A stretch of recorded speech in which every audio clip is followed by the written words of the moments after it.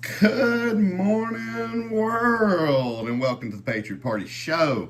I'm Matt, your host. I'm so happy to be here, starting off the weekend with all y'all guys and gals, whichever one comes first, at the Patriot Party, where truth meets every corner of the news. We bring you unbiased news that spans general news, political news, world news, financial news, tech news, and more. We cover celebrity news, sports, movies and TV show reviews, making sure you stay up to date with all the latest entertainment. Join our America First movement, where we put America and the Constitution first and provide unique insights and immersive content all in one. Follow us on our social media to stay engaged. You can find links by clicking on the description of this podcast. And don't hesitate to share your thoughts or topic suggestions. Thank you for supporting the Patriot Party as we unravel mainstream media BS and offer you a fresh perspective that's not affiliated with any political parties. So we have no agendas. Thank you so much for your support, because without y'all, we wouldn't be here. And let's get to the show. And quite a show we have. So the first story we're going to go into is the $10 billion defamation suit that President Trump has filed against the Wall Street Journal, its parent company, Dow Jones, News Corp, Rupert Murdoch, and two reporters. A story alleging that Trump sent Jeffrey Epstein a lewd birthday letter in 2003 featuring a drawing of a naked woman and a suggestive message. Trump denies ever writing or signing such a letter, calling it fake and malicious. So, we'll see. I'm sure since he's brought it to court, they're going to get writing experts to either legitimize the writing or not. Let's get into the legal weight of all this. So, defamation suits, especially by public figures, are notoriously hard to win. Trump would need to prove the claims were false, and the Journal acted with actual malice, and they knew it was false or recklessly discarded the truth. That second one, now we'll see if it's false or not. I've got my doubts, although he would have to be pretty out of touch with reality to think that he could do such a large lawsuit without writing experts either legitimizing it or not. So if it is him, man, that's going to look real bad, especially with the way this whole Epstein file thing has played out. And we will get into some more of that as the episode goes on. But to actually prove that the Wall Street Journal recklessly discarded the truth or knew it was false, that's another thing. That is another thing. Plus, the lawsuit is so big. But let's get more into it. So the Journal didn't actually publish the letter, which Trump's legal team argues is proof it doesn't exist. But the Journal stands by its reporting and says it reviewed the letter in Epstein's birthday album. Now, to my knowledge, before something, especially controversial, especially against the President of the United States, is published, it has to go through legal. There's a legal department for these media outlets and these publications, especially one the size of the Wall Street Journal, who is known to give a view on both sides. So I would think it would have already had to go through legal to make sure that they weren't going to violate any laws or could be sued. Yeah, I asked myself, why $10 billion? I just don't think he's going to get that. Now, I've been wrong before, but I don't think he's going to get that. So a lot of people are saying that figure is eye-popping. But it's likely symbolic and meant to send a message rather than reflect the actual damages.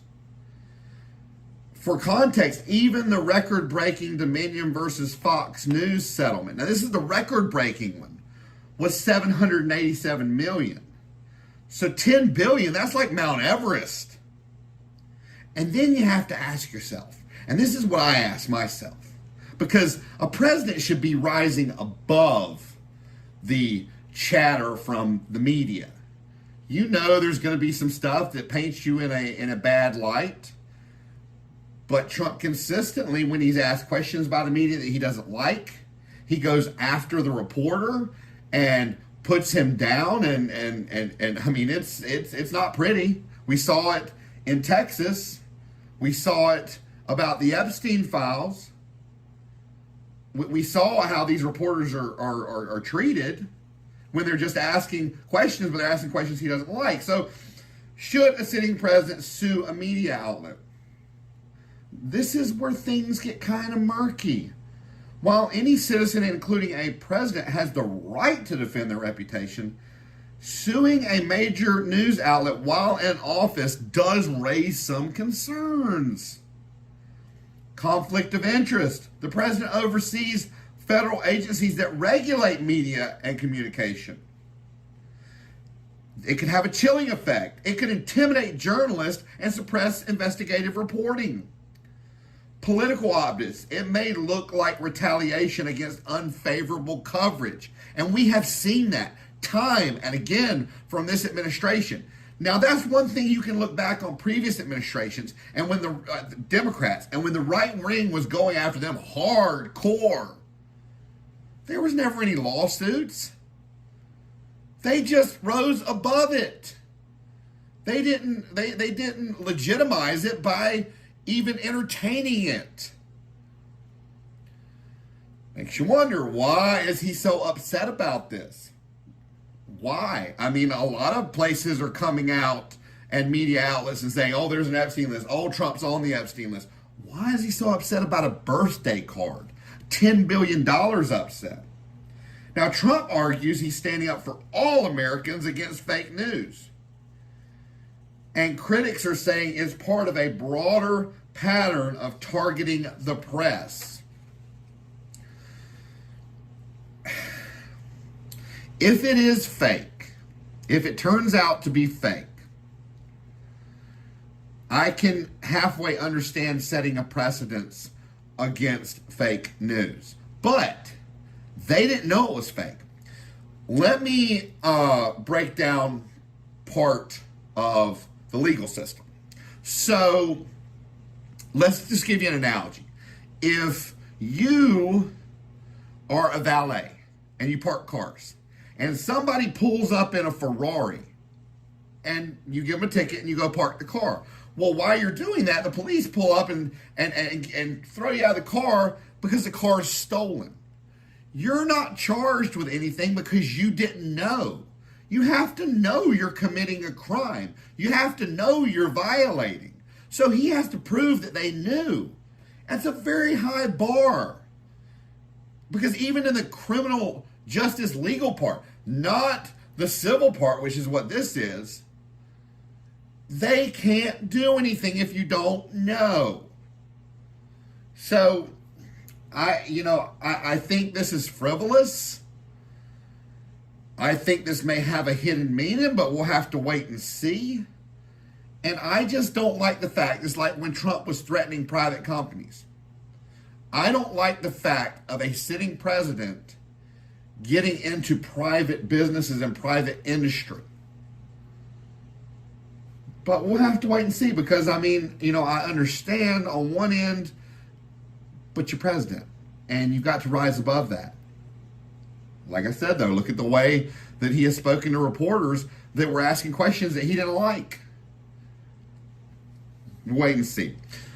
More backwards deportation. More backwards deportation. I just don't like the way they're doing this. So here, we've got people that have been legally here since 1999. That's when I graduated high school. Thousands of immigrants have 60 days to leave. This is the story. In September, the Department of Homeland Security will end temporary protections for more than 50,000 Hondurans and Nicaraguans who have lived in the U.S. for decades. They are nurses, mechanics, sanitation workers, and executives. They've fallen in love, bought houses, raised children. They've opened restaurants and construction companies, paid taxes, and contributed to Social Security living and working legally in the United States since 1999. So these are tax dollars. These are productive people who have been given a temporary protection. And this has been in place since the Clinton era under a temporary protected status of TPS.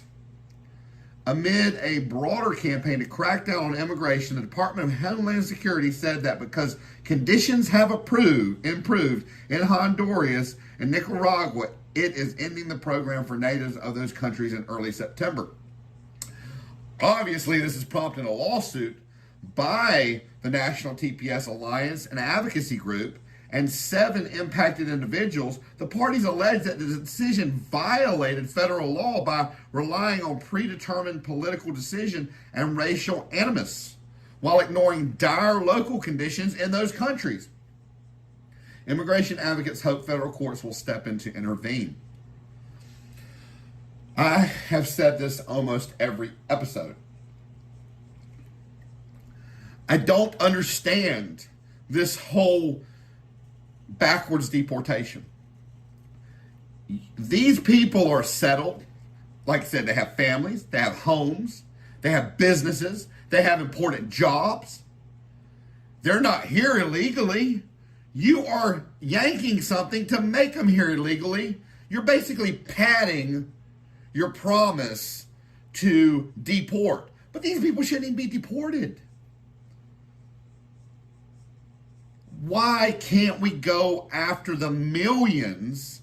Because Trump is still falling way short of what Obama deported, and we're averaging it over an 8-year period versus averaging like month to month. So month to month, he's still falling below it. But there's supposed to be 7 to 20 million illegal immigrants that were let in on an open border during Biden. People who are living off the taxpayer tip. I say it every week. And every week, he goes and does something backwards. These people are needed.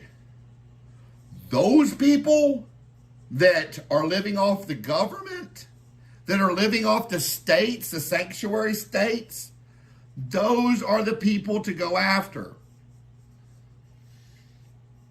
Tulsi Gabbard, as Director of National Intelligence, has publicly accused former President Barack Obama and senior officials in his administration of engaging in a treasonous conspiracy.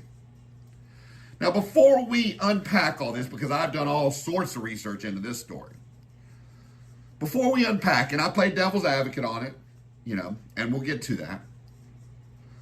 But let's look at this timeline. There's a Trump, he completely flubs the Epstein files, him and Pam Bondi. They have an uprising within MAGA. They call it the MAGA Civil War. A lot of people do not like the way it was handled, lack of transparency, all that good stuff. So the news cycle's going there. Then Trump comes out and says, this is a hoax. Obama, Clinton, and all these people did it. So he mentions Obama's name there. What? People didn't take that. They didn't take very well to that. You even got, high-ranking Republicans in Congress saying, this is no hoax. We need to do an investigation. Then you drop, we're unclassifying classified documents that you already knew about to change the news cycle and redirect your supporters to treasonous conspiracy, which it does not rise to, and we'll get into that, of Obama and his administration. And they're chomping at the bit because this is something that everybody has talked about within a large portion of Trump supporters, especially the dark MAGA and the ultra MAGA. They have talked about Obama's the worst president. Obama's a crook. We need to charge Obama. So it redirects the news cycles away from the Epstein list and to Obama. He first tried to direct it as they fraudulently created the list, which did not fly. We got somebody in prison for 20 years over it. We've got it in federal evidence. We've got victims. That was just did not fly. So then this happens. Now, by no means am I saying one way or another that, Obama might not have done some shady stuff. I don't know, and we're going to get into what they actually have released, what they actually say they have, all that good stuff. But I want y'all to see this for what it is. It is a redirect of the news cycle. And people have taken it hook, line, and sinker. That's what it is. That is what it is. And I'm going to call it now before we get into any of the details and all the crimes that I broke down, if he did do it, what he was actually guilty of, not treasonous conspiracy, that I researched into. Put a good bit of research in it. But I'm calling this right now. Obama will never be charged. And I have my doubts that anybody in the administration will be charged. But if there is, it'll be some fall guy. But I don't think anybody's going to be charged. But I know Obama's not going to be charged. And I would take that to the bank. Let's get into this. The allegations, even if true, do not meet the legal threshold of treason. That's what I said. Fabricating an investigation or manipulating intelligence to undermine a political opponent, while serious, does not equate to levying war or aiding a foreign enemy. The claim suggests domestic political misconduct, not collaboration with a foreign adversary against U.S. interests. For example, the Steele dossier was a private effort, not evidence of Obama aiding Russia. No credible evidence from the provided sources shows Obama providing aid and comfort to an enemy like Russia. Thus, treason is an inappropriate charge. There are possible charges, but this is a very flimsy case at best, with counter arguments like the Mueller report. The 2019 Mueller investigation found no evidence of criminal conspiracy or coordination between the Trump campaign and Russia, but documented numerous contacts and Russian interference aimed at helping Trump. The Senate Intelligence Committee, a bipartisan 2020 report, confirmed Russia's interference to favor Trump, contradicting claims of a hoax. I mean, he loves to say things are a hoax. The Russia hoax, the Epstein hoax. FBI and intelligence community, the FBI's Crossfire Hurricane investigation was initiated based on credible intelligence. George Papadopoulos' interaction with Russian agents, not the Steele dossier, as confirmed by the Inspector General. But this is not what we get reported. This is not what's reported. They don't report the credible evidence. Now, I understand that these intelligence agencies are not always on the up and up, and they can be politicized even though they're supposed to be apolitical. But they're just as politicized now towards the right as they were towards the left. Just take a look at what's come out of them, at how they're at what they're doing, the lengths they are going to cover for Trump. When he lied to us about Abrigo, the man, I may have pronounced that wrong, but the man out of Maryland who mistakenly, they admitted, got sent to a El Salvadorian gang prison. They say he was tortured.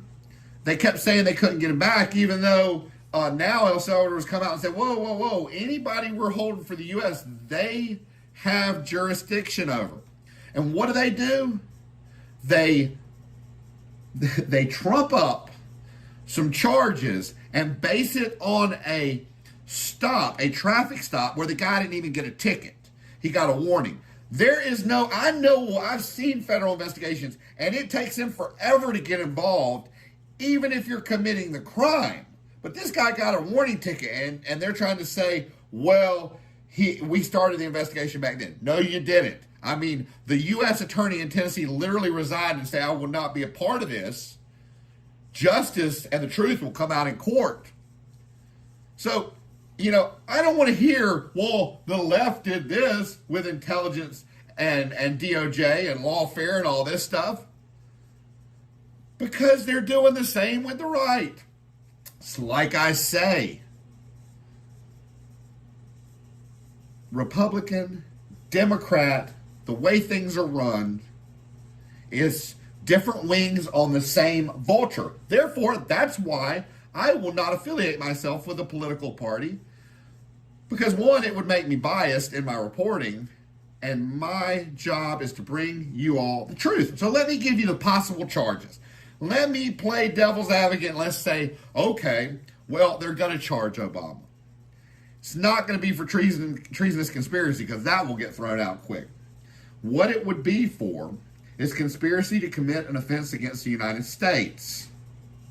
If Obama and others knowingly conspired to misuse government resources to fabricate an investigation for political purposes. This could constitute a conspiracy to defraud the United States by obstructing the lawful functions of government. Abuse of power. While not a specific criminal statute, abuse of power could manifest as misuse of government authority, such as directing the FBI or CIA to pursue baseless investigations. This could potentially violate laws, but if you go up top, he's got a slew of powerful defenses, a Senate Intelligence Committee, an FBI intelligence community, the Mueller report. False statements. If Obama or his officials knowingly provided false information to federal investigators or Congress about the Russia probe's basis, this could apply. However, the transcripts cited show officials like Clapper and Rice admitting a lack of empirical evidence, which undermines claims of deliberate falsehoods. Obstruction of justice. If Obama directed actions to interfere with a legitimate investigation or judicial process, fabricating evidence to mislead investigators, this could apply. However, the Mueller report found no conclusive evidence of obstruction by Trump, and no parallel evidence directly implicates Obama in obstructing justice. Violations of FISA, the Foreign Intelligence Surveillance Act. The whole reason that I kicked the Republican Party to the curb with Mike Jones, the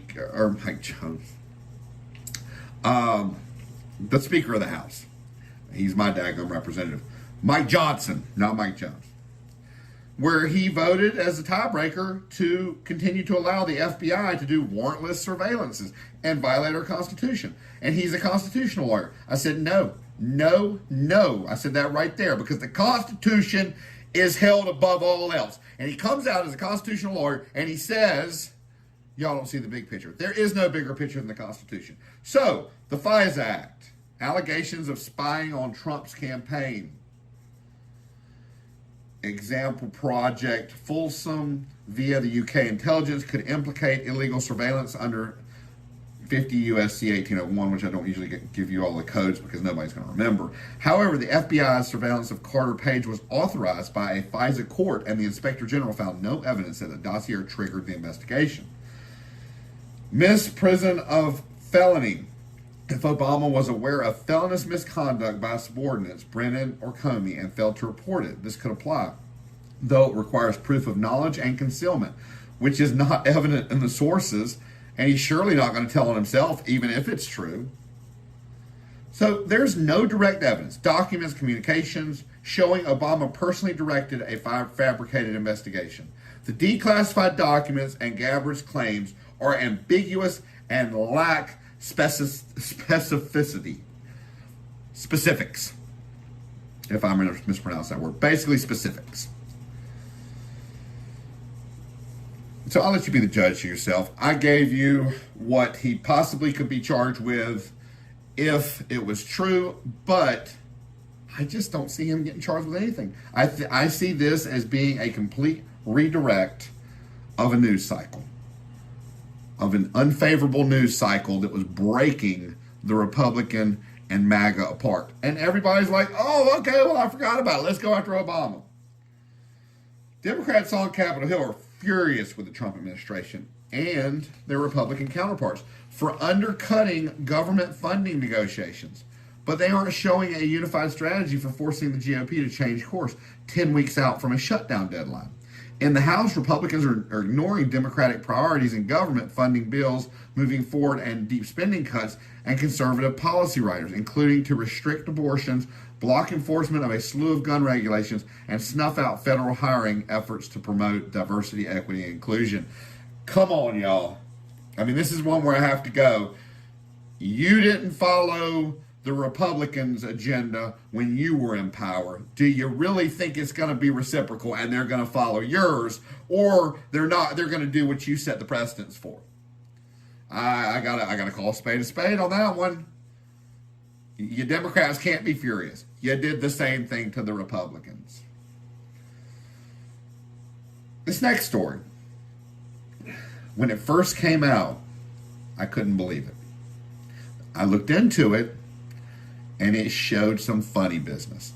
But the way it ended, justice was served. Let's get to it. Y'all remember Breonna Taylor, the girl from Kentucky that got killed with a no-knock warrant that was like served on the wrong place, and people were shooting, where they couldn't even see, in literally like an apartment building. I mean, it was crazy. So the mother of Breonna Taylor, the woman who was fatally shot, I believe she was a first responder, if I remember correctly. She was fatally shot by a police officer during a 2020 botched raid on her home. She's heartbroken and angry by the government's recommendation not to seek jail time for the ex-cop who blindly fired 10 bullets into her daughter's room. Now, let's get this straight before we go on. None of those bullets killed Breonna, but you can't just fire blindly into a residential area. The Department of Justice said last week that former Louisville Metro Police Department Detective Brett Hankson, who was convicted of deprivation of rights under color of law in November, did not need to face jail time and should be sentenced to a single day in prison since he poses no threat to the public. Now, if it was you or me, y'all, they'd bury us. Hankinson is due to be sentenced on Monday after Louisville and Taylor's family are urging the judge in the case to ignore the DOJ recommendation and impose a tougher sentence.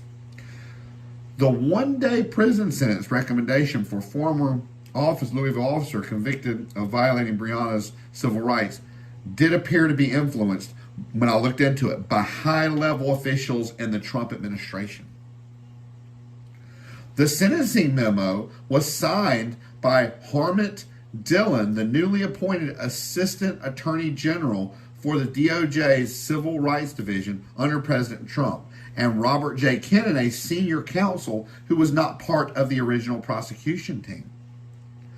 Dillon is a known Trump ally and former legal advisor, and her involvement has raised concerns about political interference in a case. This is what's notable. No career prosecutor who tried the case signed the memo. They don't agree with that. Why would they try a case to give a guy 1 day? And they didn't just try it.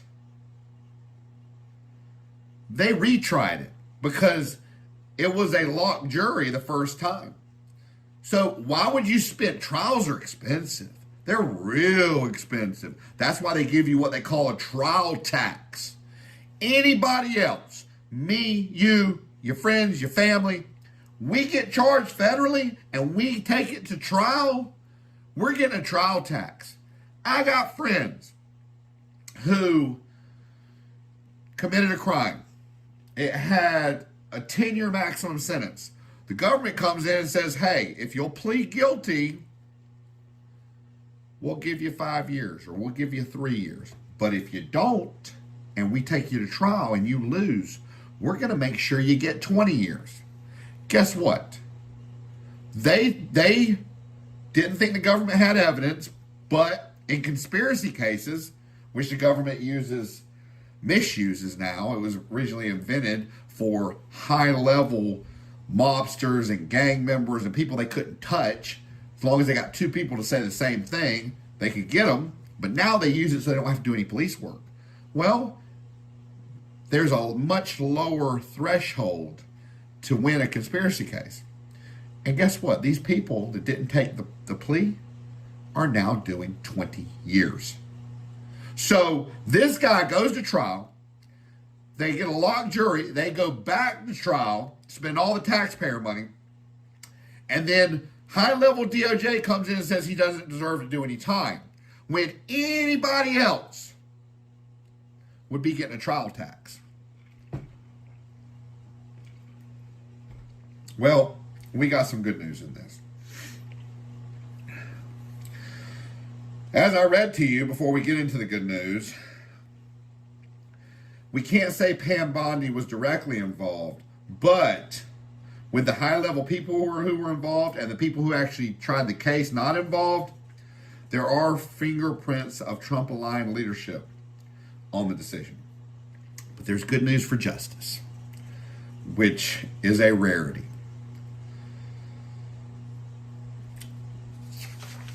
So, the judge did not agree at all. U.S. District Judge Rebecca Grady Jennings rejected the recommendation. Now, that hardly ever happens. The government usually always gets what they want when it comes to court, when it comes to federal court. And you're left fighting it on appeal or whatever. Because normally it's not a favorable. The government just doesn't come out and favorably try to give you something. If you ever talk to a federal prosecutor about someone who's in prison who shouldn't be in prison, they will tell you verbatim, my job is not to keep people out of prison, it's to put people in prison. It doesn't matter if the person's innocent. So they never come with something favorable. So we know this was political. Well, the judge was not having it. She rejected it, and she gave him 33 months in federal prison plus 3 years of supervised release. Now, the sentencing factors the judge considered: the recklessness of firing blindly through covered windows and doors, the danger posed to Taylor, her boyfriend, and neighbors, including a pregnant woman and child. I said this was a public area. The fact that Hankinson had no prior criminal record and the DOJ's memo was criticized as treating the crime as inconsequential. I love it. I love it. I mean, he probably got less time by a lot than what you or I would get if something like that was to go down. But he did get a substantially more than 1 day, the no prison time. A House Oversight Committee on Tuesday voted to subpoena Maxwell, the girl doing the 20 years for being like Epstein's accomplice, the convicted sex offender and associate of the late disgraced financier Jeff Epstein, as the Republicans on Capitol Hill push for the publication of more information related to the Epstein case. During an unrelated subcommittee hearing, Representative Tim Burchett, Republican of Tennessee, moved to direct the panel to authorize and issue a subpoena for Maxwell to appear for a deposition, which passed by a voice vote. Now, why? Why did this happen? A senior Department of Justice official is meeting with longtime Jeffrey Epstein associate Maxwell on Thursday in Tallahassee, Florida. The meeting between Deputy Attorney General Todd Blanche and Maxwell is occurring in downtown Tallahassee at the U.S. Attorney's Office, which is located inside the federal courthouse. Why did the DOJ need to meet with her before she went in front of Congress? Now, I question whether Congress, how much Congress, because they're going to be deposing her behind closed doors. So I question how much they're even going to put out. But this is very suspicious. Why did the DOJ need to meet with her? Some people say it's so they can get ready for a fallout if she's going to, expose certain people. I say, this is just my opinion. This is me trying to read in between the lines. I say they met with her to threaten her and maybe offer her some light at the end of the tunnel if she doesn't expose the people that they don't want her to expose. That's what I think. Because why else would you need to meet with her? Now, this next story. I have done stories on it before. Not this exact story, but we have talked about it. And this, to me, it's not personal as to myself, but it really pulls on my heartstrings and it makes me mad. Basically, the Trump administration is sentencing Afghans to a death sentence. They're rolling back programs that were created to assist more than 250,000 Afghans with planned resettlement in the United States, according to interviews with current and former State Department officials and documents obtained. The Afghans include a woman whose husband the Taliban regime killed after he fought alongside the U.S. military, a woman who, a man who worked with NATO in Afghanistan, then spent nearly a year living like a prisoner in Qatar, a woman in Pakistan whose young son was killed while she waited for the U.S. to process her asylum claim. They are among hundreds of thousands of Afghans waiting in limbo. In Afghanistan and 90 other countries who were promised, okay, you help us while we're over here by the United States, we'll bring you and your family over. That was an awful withdrawal. They knew what they faced. If you saw it on CNN, where they were holding on to the U.S. planes that were taking off, leaving, and falling from hundreds of feet in the air to their death because they're holding on to the landing gears.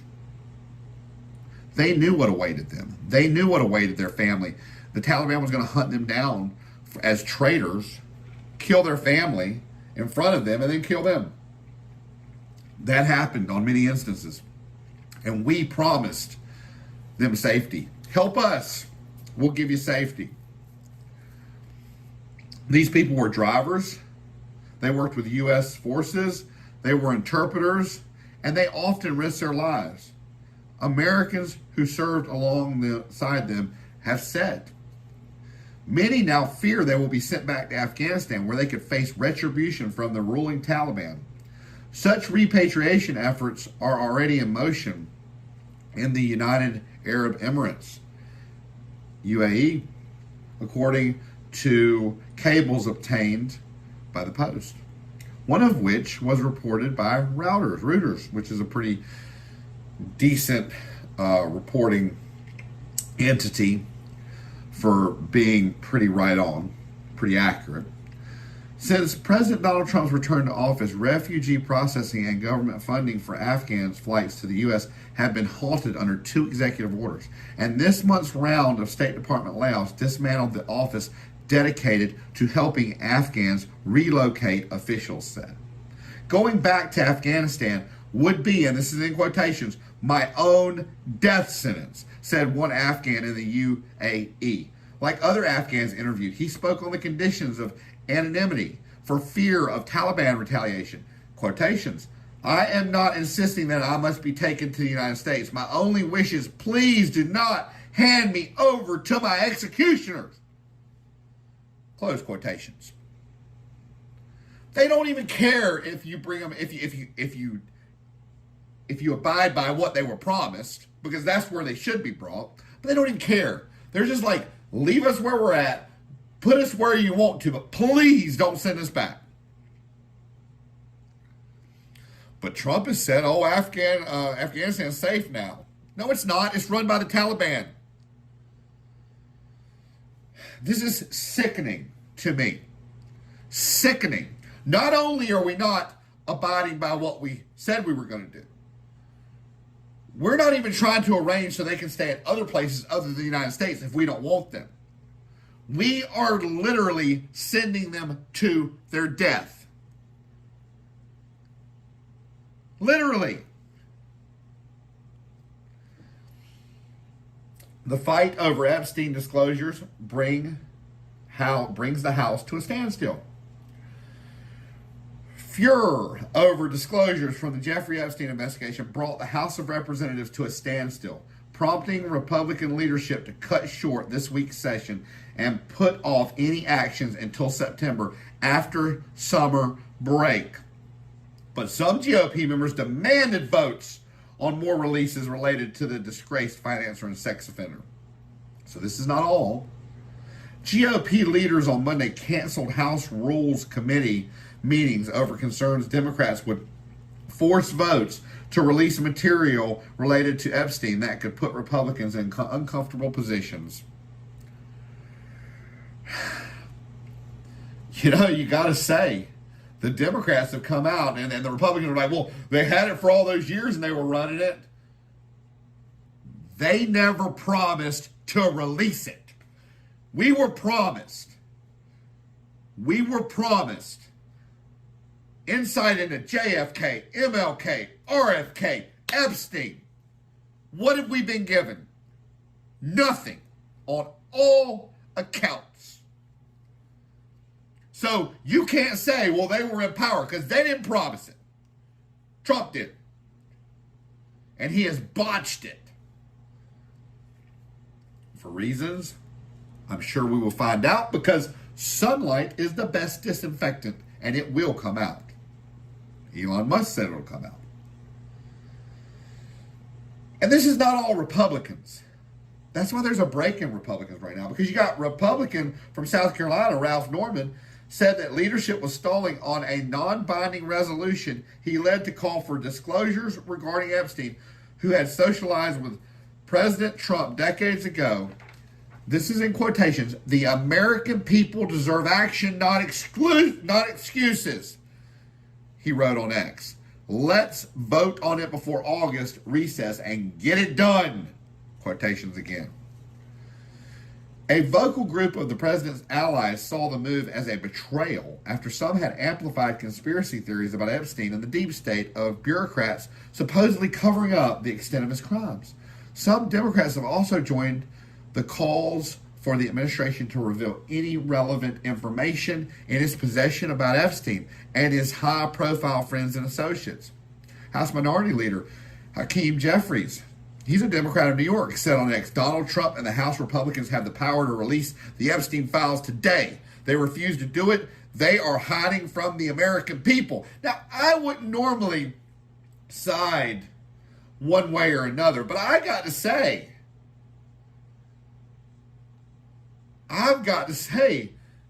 the Democrats and some Republicans are championing this. Early Tuesday, a senior Justice Department official said he would seek to interview. Now, this happened before the interview we just reported. Why do you need to interview? I don't trust the DOJ to release any incriminating evidence and do a full reveal on that interview. It needs to be done publicly by the legislative branch, which probably won't happen either, and who knows what they're going to release. I'm sure if it's not good about Trump, they're going to release it. President Donald Trump reached a trade deal with Japan that will impose 15% tariffs on imports, including automobiles, from the key American ally, while creating, he says, a $550 billion fund to make investments in the U.S. The agreement touted by Trump, now he touted this agreement, but we are getting ready to break it down. After he secured breakthroughs in a final 75-minute Oval Office meeting Tuesday with Japanese negotiators, spares the nation from a threatened 25% tariff. Now that spares Japan. I guess it would have been coming here. We would have really been the ones who felt it. Maybe, some of their auto manufacturers. That was set to take effect next week. They had their top people here, and we worked on it long and hard, and it's a great deal for everybody. Quotations. Trump said at a White House event Tuesday evening. Under the deal, automobiles and parts should be subject to the same 15% rate as Japan's other exports. Prime Minister Sugiri Ishiba said in Tokyo amid local media reports that he's planning to step down in the wake of the agreement following a poor showing for his party in an election on Sunday. In return, Japan will accept cars and trucks built to U.S. motor vehicle safety standards without subjecting them to additional requirements. Now that could call for more American vehicles. Shares in Japanese car makers jumped in Tokyo on reports the auto sector rate would be lowered to 15% from 25%. Toyota Motor Core rose as much as 16% compared with gains of around 3% in the Topix benchmark index. The yen strengthened against the dollar at first, before weakening after the reports of Ishiba's intention to resign. So a centerpiece of the pact was Japan is the $550 billion investment pledge. A senior U.S. administration official speaking on conditions of anonymity to outline the agreement said the pledge was akin to a sovereign wealth fund under which Trump himself could steer investments inside the U.S. From looking into it, it doesn't seem that way. We'll get into more as the article progresses. Final terms of the agreement still need to be enshrined in a formal proclamation, so nothing is signed, sealed, and delivered. The investment timeline is not certain. We know the investments over in the Middle East were over a decade. They were spaced out over a decade. A lot of things can happen in 10 years. And it's not that much money when you put it out, over 10 years. I mean, heck, it's less by at least half of, if you could put it over 10 years, of the tax money that the migrants that you're kicking out of the country who own businesses, pay taxes, pay in each year. Let's put it in perspective. So a lot of people say Trump has a track record of making last-minute demands in talks, including before the U.S. inked its agreement with the U.K. So Japan agreed to provide $500 billion to invest in projects in America through vehicles returning 90% of the profits to the U.S. Okay, so let's try to figure this out real quick. So it's it's a 550 investment pledge. We get 90% of the profits. So if it's a 10%, if it's a 10% profit, I'm just giving you throwing a number out there. It's probably going to be more than that. But let's just say it's 10% profit. That means the U.S. gets 90% of $55 billion. So $5.5 billion, they would get $49.5 billion if my math is correct. That is like half of these migrants who you're throwing out of the country who's paying taxes. It's not a lot. President Trump has started announcing all sorts of bilateral trade agreements. He heralded new agreements in Indonesia, the Philippines, 19% for Indonesia and the Philippines. These tariffs are taxes on U.S. businesses and ultimately the U.S. people. I'm looking at doing a new business. Well, my business may have to import things from Philippines and Japan. I'm going to take bids from U.S. companies that can do what I need, and Philippines, not Japan, or Indonesia, excuse me. That means there's going to be a 20% markup on my pricing because I can't afford to eat it in my profit margin. He's affecting small and medium-sized businesses the most, breaking their backs. Meanwhile, earnings estimates in the S&P 500 compiled by a research group are 3% lower since. And even a major stock index continues, they continue to churn high numbers, but it is driven by a narrower band of companies like tech firms that are not affected mostly by tariffs. So tariffs on Japanese imports. The U.S. is opposing a 15% tariff on goods coming from Japan. Like I said, that raises prices for us. No reciprocal tariff cuts. Japan has agreed to open its market to more U.S. goods, not all. They're not going to give a 0% tariff on all, like was being touted, on more goods, like rice and cars. But it's not across the board. So companies selling to Japan aren't necessarily seeing lower cost or higher margins. Let's go into the auto industry, which Trump was touting. The auto industry, U.S. automakers are really concerned because Japanese cars with little U.S. content now face a 15% tariff, while North American built vehicles with high U.S. content can be hit harder depending on the origin rules. That's seen as a bad deal for U.S. automakers. Let's get into that because I wanted to break that paragraph down because it's a little confusing. So Japanese vehicles imported into the U.S. now face 15% tariff, down from the previously threatened 25%. North American built vehicles, including those made in the U.S., still face 25% tariffs if they're exported to other countries like Canada and Mexico. That means Japanese cars with little or no U.S. content are taxed less than American-made cars with high domestic content. Profit margins. GM, Ford, Stellantis are already reporting billions in losses due to tariffs. Japanese automakers, on the other hand, benefit from lower import costs and fewer regulatory hurdles, giving them more pricing flexibility and better margins in the U.S. market. Well, guess what? Guess what really nails this in? Investors are loving it. Toyota's stock jumped 14%, Honda rose 11%, and Subaru soared 16%. That is a clear signal that the market sees this as a win for Japanese automakers, not U.S. automakers.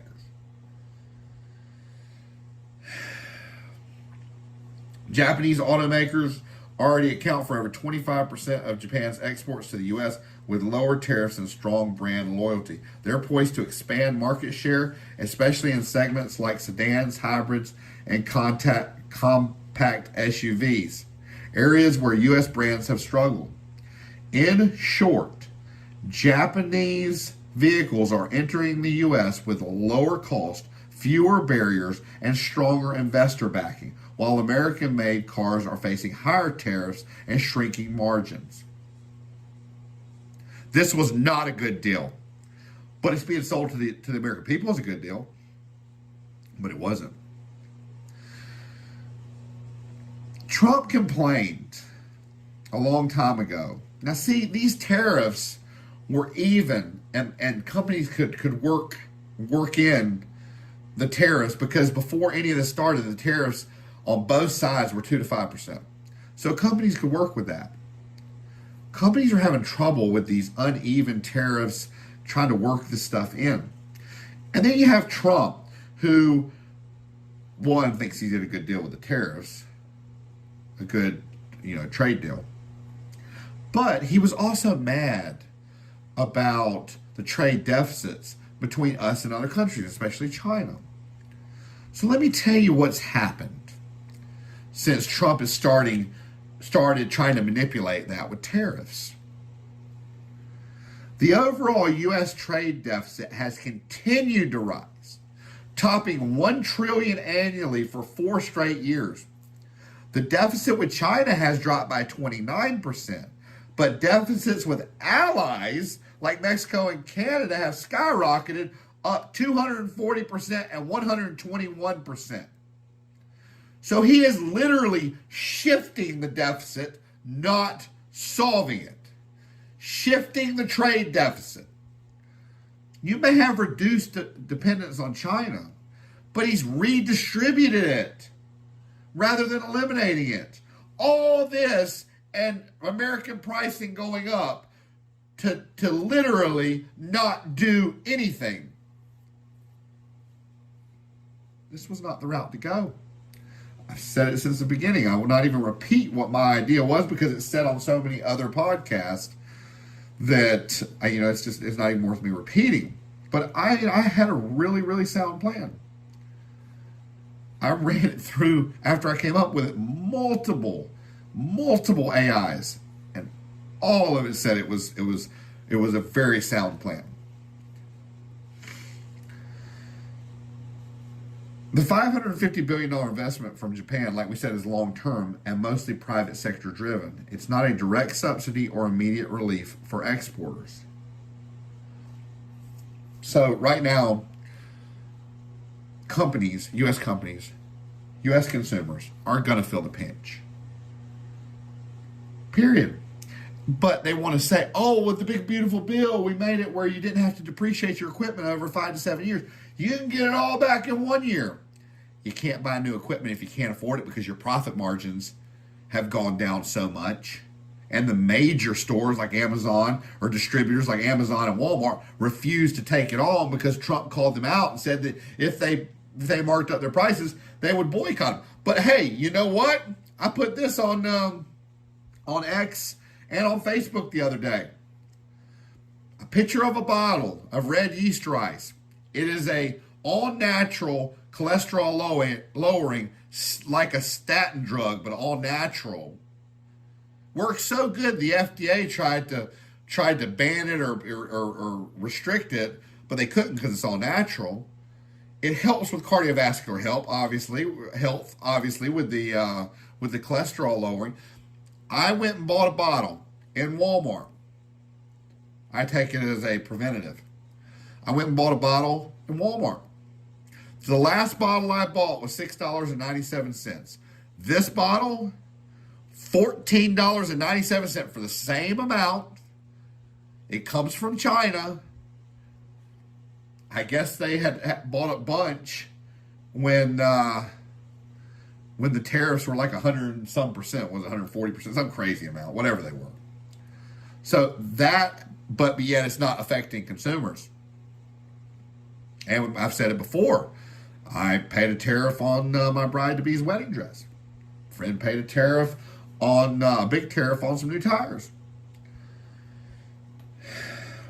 I just want to say, before we get into the story, that I called this on July 17th via a post by Trump on his Truth Social. Anybody with any knowledge of the law would know the legal and ethical challenges tied to him saying he was going to get the grand jury testimony released because of secrecy, victim protection, and procedural hurdles. Guess what? The judge declines to release grand jury documents from the criminal probe into Jeffrey Epstein.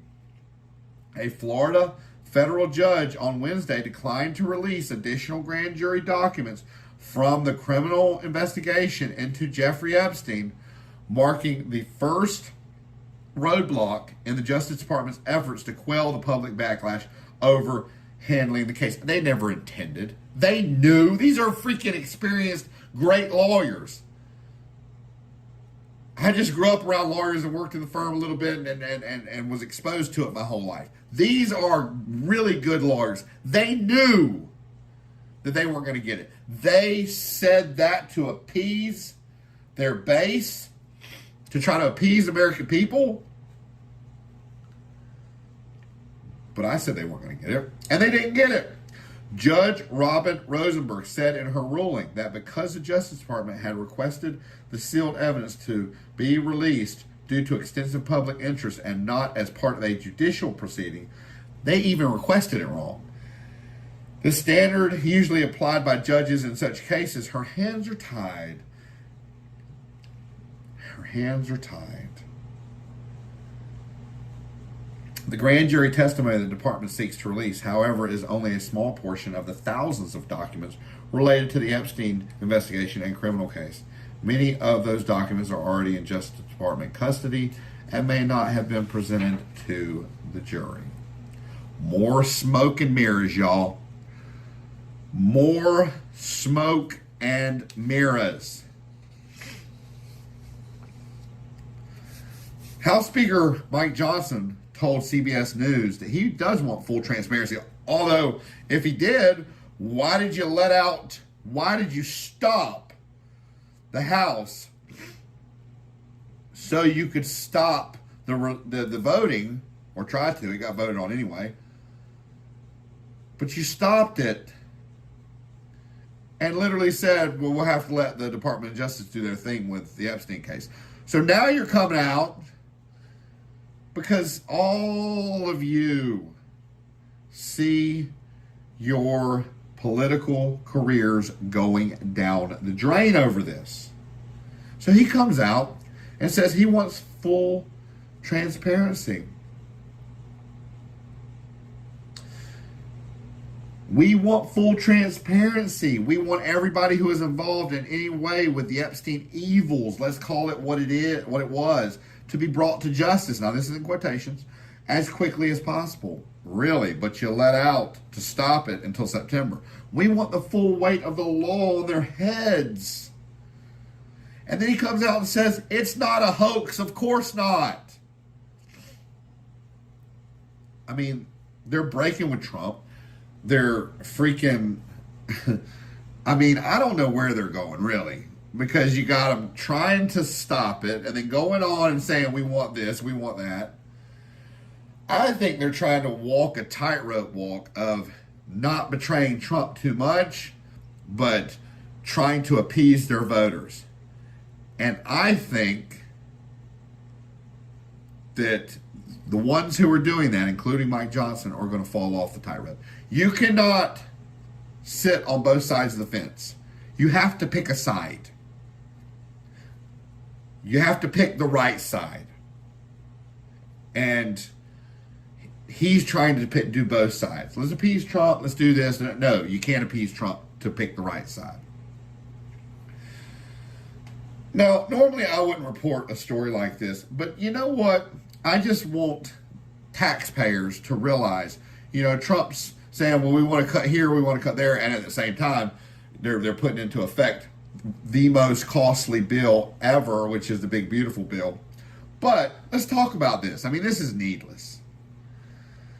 So the U.S. had funded contraceptives worth $10 million for other countries to help control births. Whether you agree with it, whether you don't agree with it, let's look at it as a business transaction. We paid that money.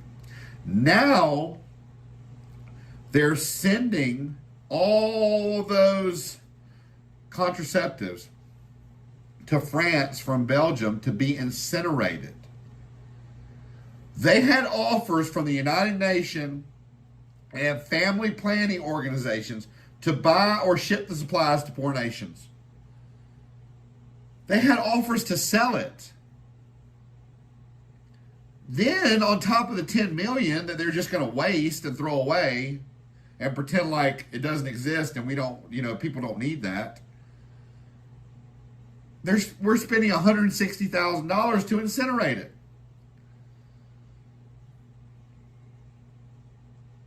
To get it to France and incinerate it. What makes this even more contentious is, like I said, multiple organizations, including the UN, the MSI, Reproductive Choices, offered to buy or repurpose the supplies. They even offered to cover repackaging and shipping costs, but the U.S. government declined, reportedly due to concerns about branding and ideological restrictions. These supplies were not set to expire until 2027, all the way up to 2031. So they're still perfectly usable. It's not just wasteful. It's emblematic of how political ideology can override humanitarian logic. Like I said, if we had choices, we could have distributed them and just not bought any more. If ideological, political ideologies were what's at stake. Well, they're already there. We're not going to waste them. Give them out. We're not buying any more. Or we could have sold them. I mean, everything else is a business transaction, it seems like. Well, let's sell Patriot missile systems to go to the Ukraine, even though we're not supposed to support the forever wars. Well, we're not supposed to. This administration does not support that. I won't touch it with a 10-foot pole because it's a personal religious decision. You know, I hear both sides of the argument, but I'm not voicing my opinion because I really don't have an opinion on it because I can see both sides of the argument. So it really, I don't have an opinion on this, and I wouldn't touch it with a 10-foot pole. But what I will touch is wasting $10 million that we could have sold, if you're that much against it, as a business transaction, and then $160,000 on top of that to waste the $10 million. I'm not down with wasting taxpayer money. I'm not down with cutting tax-paying income by the reverse deportation that's going on. Doesn't make sense to me. I guess it makes sense to people that can just print more money, though. Let's get into the financial news. Corporate earnings bonanza. Tesla, Google, Intel, IBM, Coca-Cola, and General Motors are all reporting earnings this week. Investors are watching Tesla closely amid declining sales and its new robo-taxi launch. Google's earnings may reveal more about its AI strategy, while Intel faces scrutiny over layoffs and restructuring. Intel's not the first one to do layoffs. Microsoft's done 4 rounds of layoffs. But they're quickly approaching a $4 trillion company like NVIDIA, who took over the market the other day as far as being the biggest corporation, holding the largest part of the S&P 500. The housing market, June home sales data, both new and existing, are being released, offering insight into the sluggish housing market affected by high mortgage rates and limited inventory.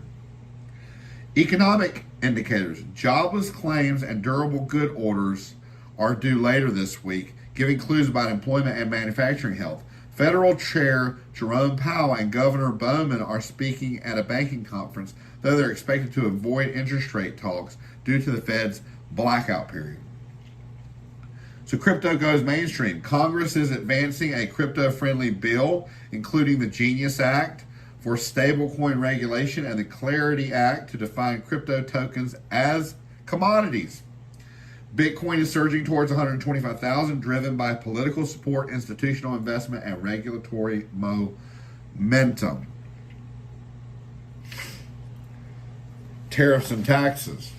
President Trump's One Big Beautiful Bill introduces new tax deductions and delays tariff hikes, affecting everything from school supplies to auto loans. Mortgage rates ticked up slightly, but gas prices remain low. Good news for summer travelers. Tech news. FTC click to cancel rule struck down. A federal appeals court blocked the FTC's new rule that would have made canceling subscriptions as easy as signing up. Small businesses are celebrating, saying the rule was rushed and burdensome. AI in the workplace. A new survey shows 60% of U.S. managers use AI tools like Copilot and ChatGPT to make decisions about hiring, promotions, and even terminations. Nearly 1 in 5 managers are comfortable letting AI make final decisions without human input. I don't know whether to be concerned. I mean, I use AI all the time, but using it to do what I would consider as a human's job, to look at all aspects before doing hiring, promotions, and firing, I don't know how I feel about that. Google's new ad tools. Google upgraded its keyword planner with localized forecasting, giving advertisers city-level insights and device breakdowns. Also, Zoho CRM now integrates with Google Ads, helping businesses match customers and track offline conversions. SMB Payment Resolution, Airwallex, and Bill teamed up to streamline international payments for small businesses. The partnership enables same-day cross-border transactions, reducing delays and fees. Tech Earnings Watch. Tesla, Google, Intel, and IBM are reporting earnings this week. Tesla results are under scrutiny due to the falling sales and its robo-taxi fallout, while Google's report may reveal more about its AI strategy. We went over that. Celebrity news and gossip.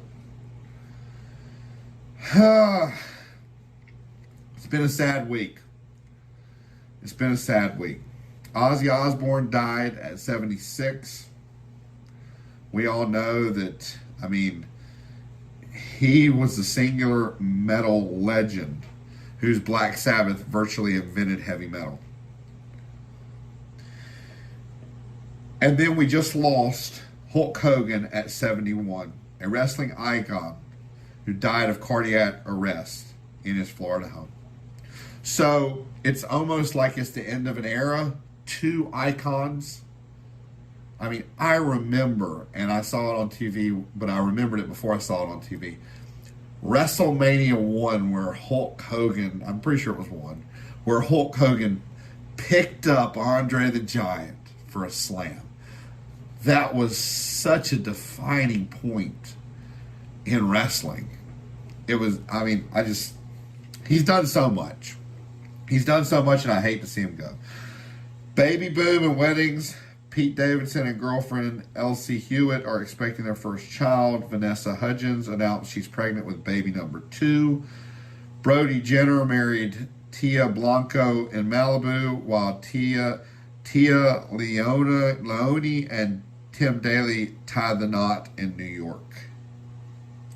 Comic-Con star power. GalaxyCon Raleigh is in full swing, featuring appearances by Susan Sarandon, William Shatner, Giancarlo Esposito, and more. San Diego Comic-Con also kicked off, promising panels with top-tier celebs and exclusive previews. Pretty sure they're talking about Raleigh, North Carolina, but not 100.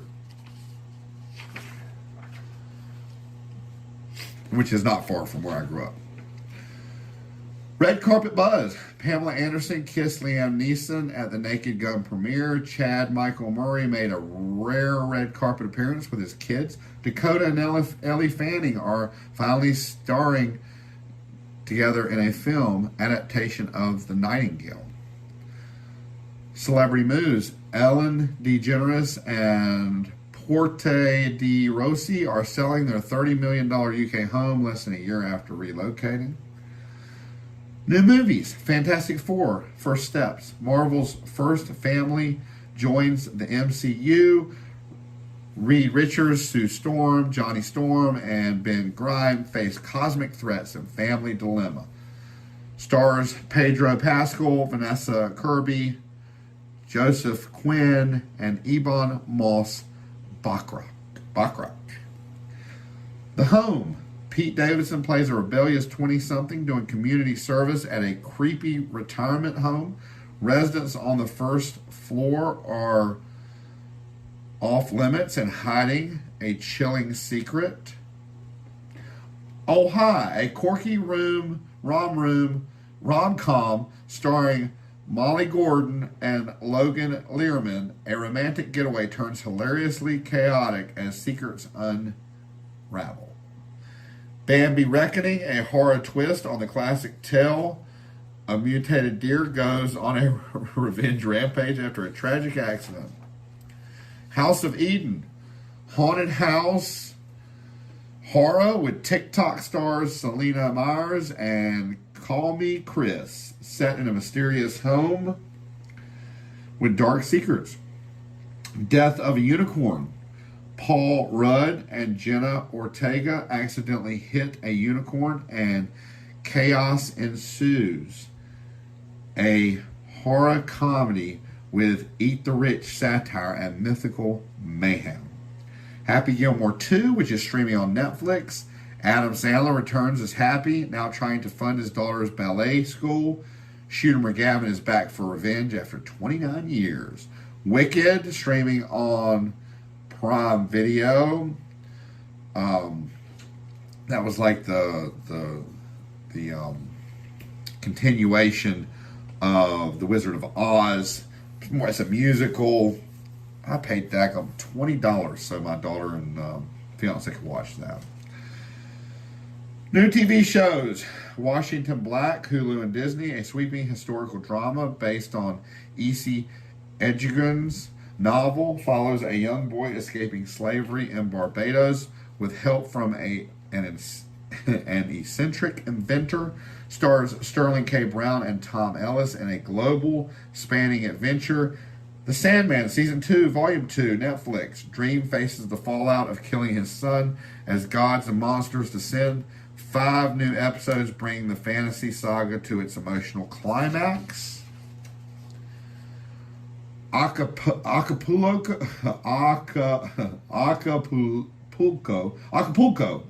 excuse me. You know I have trouble with some of these words. Season 4, it's on Apple TV. The bilingual comedy returns for its final season. Maximo tries to revive his beloved resort while reflecting on his past. Justice on Trial, Prime Video. Judge Judy reimagines landmark cases to explore whether justice was truly served. Combines reenactments, trial transcripts, and commentary. Dancing with the Sharks, National Geographic. Divers choreograph routines with real sharks. Yes, really. Expect hammerheads, tiger sharks, and underwater drama. Critical between life and death. Netflix. Fly on the Wall docuseries following London trauma teams over 21 days. Raw, emotional, and gripping medical storytelling. Digman, Season 2, Comedy Central. Andy Samberg's archaeologist, returns for more absurd adventures. Guest stars include Mark Hamill and Kate Winslet. Hitmakers, Netflix, reality series following 12 songwriters crafting hits for top artists. Creativity, ego, and behind-the-scenes drama collide. And now we are to the pick of the week. This week we are picking the movie Collide. I thoroughly enjoyed that. It came out in 2016.